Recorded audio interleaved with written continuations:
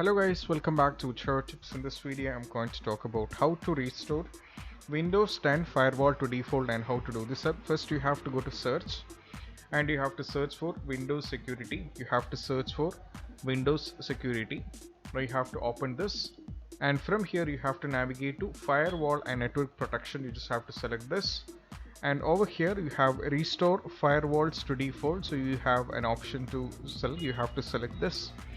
And now the most important thing is, as you can see, they will be getting a message restoring default settings will remove all Windows Defender firewall settings that you have configured for all the network locations. So this might cause some apps to stop working, so you have to make sure of this and you can go for restore default so that it will be completely done up.